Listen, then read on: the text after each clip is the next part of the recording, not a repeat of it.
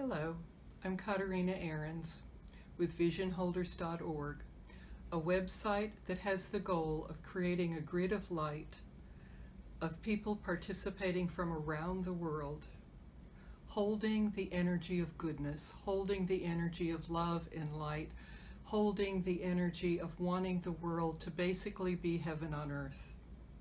And I invite you to join me in this grid, heart to heart, hand to hand. Hold that energy with me. However, there is one huge problem, and it's in talking with some of the people in the community, the Facebook group community of vision holders, that's helped me become aware of this. And I've forgotten personally, because 40 years ago I was given the spiritual gift, and this was my first mystical experience, of self-love, self-acceptance.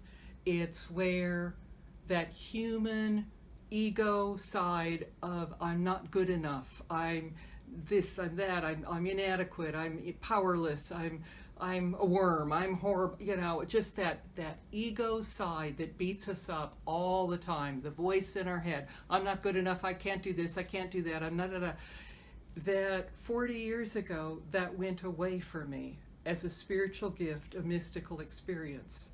And I forget, because for 40 years I've been looking at the world free of that. And yet when I talk with others that I was expecting to join the grid immediately, they've hesitated. And in talking with them, it was like, oh yeah, that's right. The ego. The ego. I want to tell you, the ego lies to you. Your ego lies to you daily, telling you that you are not good enough, telling you that you are inadequate, telling you that you're not good enough for the grid, that that's for other people, that's for people that are the saints, and it's like, no, this light grid, this grid of light is there for everyone. Let me ask you this. When you watch the news and see, for example, the natural disasters, say the wildfires in California, and everybody losing everything, how do you feel? What comes up in you? When you see war-torn areas where they're having to leave, what comes up for you? When you see the news with the COVID and people dying, what feelings do you have? When you hear about or personally experience the funerals and not being able to be there in person, when you hear about like my mother who's 101 in assisted living, and all the people are not allowed to come visit her that used to come visit her, what do you feel? Is there sadness? Is there hurt? Is there anger? Is there a longing for it to be different than it is? That's your soul. That's your heart energy. And all you need to become a part of this grid and participate in it is heart energy, caring about other people, hurting when they're hurting, wanting the world to be a better place, wanting the environment to be a better place, wanting the people in Flint, Michigan to have clean water, wanting people that are lonely and isolated to have love, to have relationships. That's all it takes to become a part of this grid, is caring and love. The ego will never let you join. And that has a huge sadness for me, because then that's denying that you have a soul part to you. You have a soul part that is part of God, part of the divine, that is, every person has this divine part. Empower that part, tap into that. That's your authentic self, that's your higher self. And that's what this grid is about. The grid is about all of us in our humanness, in our process, in our life journey, to come together. The website has two parts. The core is about the grid of service, of helping create a better world. But the other part of the website is inner peace, because inner peace leads to world peace. And there's a huge part on the website where I'm there to help walk you through that human side, that ego side that wants to take charge, to heal, to understand you have a soul part, not just your ego part, and how to blend your ego and your soul to balance and live with both feet on the ground and head in the heavens. We need the ego. The ego is what helps our body survive. The ego is here for the body. But the body's limited, which is why the ego totally lives in fear. Because the ego knows that the body dies. And so, of course, we live in fear. Whereas the soul can be at peace. Because the soul is about the eternity. The soul is about unlimited possibilities and potential. So when we center in the soul, we can have peace of mind. When we center in the soul, we can have joy. When we center in the soul, we're capable of forgiveness that goes beyond the imagination. Whereas the ego's going to be stuck in revenge and hatred and all the negative feelings. Dr. David Hawkins came up with a chart that he spent 30 years developing called the Map of Consciousness. Google that, the Map of Consciousness. You will see some very powerful and interesting information. He was able to chart through kinesiology. There's a whole lot of science behind this. From a chart from 0 to 1,000 of basically our human journey. Of the bottom feelings are the shame and the anger and the hatred and the revenge. Those are low, they're weak. Those are the ego feelings. The higher energies, the up at 1,000 is the Jesus and Buddhist and Muhammad and the Oh Great Spirit. And we're on the journey from the 0 up to the 1,000. And you don't have to be at the 1,000 to be able to participate in this grid of light and love. It does help to be above 200. 200 seems to be a cutting point. 540 energy vibration is the unconditional love. Courage is where we start to get around 200. There are 2 core blocks where the ego will not let you participate in this grid. One is the ego saying you're inadequate, you're not worthy, you don't deserve, you're not a part of this. But the other is our tendency, our human tendency, which again is the ego, to focus on the negative instead of the positive. To participate in the grid, we each need to develop the habit of focusing on the positive, because there is a universal law that what we give attention to grows. And when we focus on the negative, guess what? We get more of the negative. When we focus on what we don't want, guess what? We get more of what we don't want. In order to be co-creators with the divine, in order to use our soul energy, we need to develop the habit of becoming aware of our thoughts, because our thoughts have power. Our thoughts create. And we want to discipline our minds to focus on what we want to create.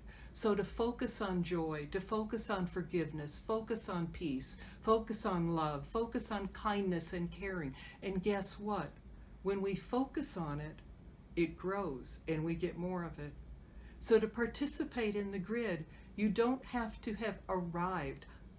None of us arrive. This is a process of the human journey, and the website walks us through the human journey to peace, to inner peace.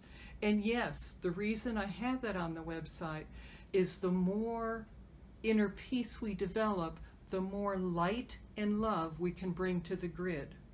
But you don't have to be evolved to join in the grid, because it's this magical thing of both happen at once. As we work on inner peace, we develop world peace. As we focus on service with world peace, we develop more inner peace. Albert Schweitzer had a quote about, to know joy, you have to serve. It's in service that we know joy. Well, the grid of light is inviting you to serve. And the way to do that is to think about, and I thought about this years ago, 1994 with Let There Be Light, which was the first version of this. How do we develop compassion? And what I realized is think about what we each go through personally.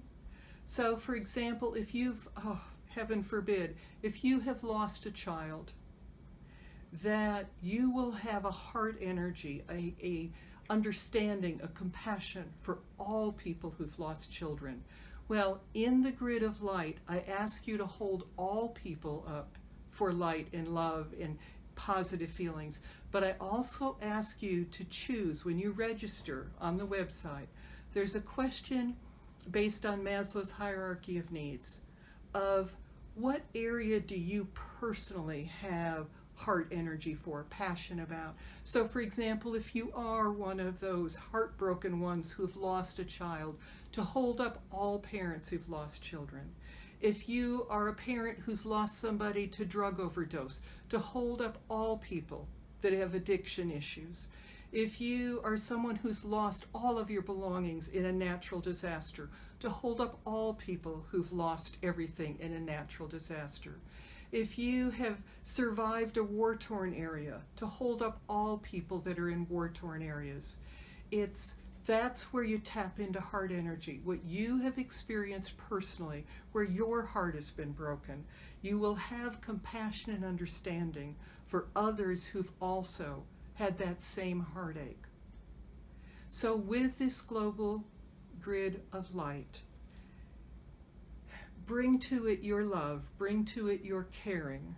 Join with others because it needs critical mass. You can't do it alone, but you can do it when we get critical mass. And critical mass is the tipping point, is the other term, and there's a book called The Tipping Point. The number that they've been able to come up with that creates tipping point is one person for every 10,000 of your local population. So for example, a little town of 10,000, what you do is cross off the first four numbers. One person can impact that little village of 10,000. One person with positive energy. That's power, and that's within every one of us. A city of 150,000, again, cross off the 4 zeros, you only need 15. You get the idea. Find out what your local population is, just Google it, and it can be, you can define it how you want. For San Antonio, I took the whole metropolitan area, which has a population now of 2,320,000. Well, that's a lot of people, but cross off the last four numbers, it's only needing 232 people to make a difference in this city for good. Now, you need to remember, it doesn't when we're creating, it doesn't manifest in form immediately. When we create, it's manifested at the higher level first, and there's a magnetic energy to our thoughts, which is another reason it's so critical to hold the thoughts of what you want to have happen, because you're magnetically pulling that in to form. And if you are in a city larger than that, create a team. Create a team where you share this journey together. I'd like to share with you a writing from Marianne Williamson. When you think about when you make your decision, do you join this grid of light? Are you qualified to join this grid of light? And only you can decide that.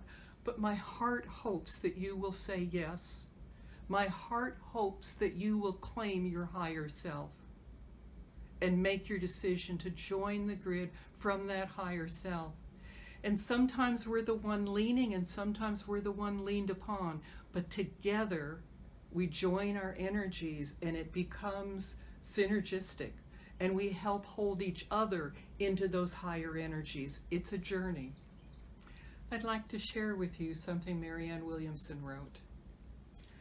Our deepest fear is not that we are inadequate. Our deepest fear is that we are powerful beyond measure. It is our light, not our darkness, that most frightens us. Think about that.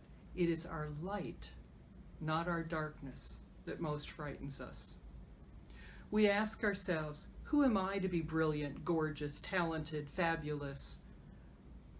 Who am I to be that way? Actually, who are you not to be? You are a child of God. You are a child of the divine. That energy comes through you. Your playing small doesn't serve the world. There's nothing enlightened about shrinking so that other people won't feel insecure around you. You were born to make manifest the glory of God that is within us. It's not just in some of us, it's in everyone. The glory of God, to make manifest the glory of God.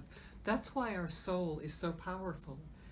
The soul energy, the energy of the higher beings, comes through us when we open ourselves, when we surrender and say, work through me, thy will be done. That's when we see the power and the energy of the soul coming through us, our limited physical bodies, our limited ego selves. The soul is what starts to show. And again, it is in everyone. And as we let our own light shine, we unconsciously give other people permission to do the same. And so we are liberated from our own fear. And the ego is all about fear. Where the higher self, the authentic self, our super consciousness is about love and peace and joy. It knows no fear. If we are in fear, that's immediately telling us we are in ego. And again, some of that is needed. It's what helps the body survive. But to be in fear of and anticipation keeps us stuck. Our presence automatically liberates others when we move into that authentic self. So I end this with where I started. I invite you to join me in this grid of light and love surrounding the earth. Yes, claim your divine self. The namaste is the divine within me greets the divine within you. Claim that divinity that's within you. That's what will free you from being enslaved and held in bondage by the ego. Tap into that divine self that is within you. And that's when you will know freedom. That's when you will be able to know joy in the midst of so much suffering and pain that is around us. That's when you will be able to become a co-creator, helping to bring in those energies of heaven to the earth through you with each other, heart to heart, connecting in this grid. I invite you to join me. Namaste.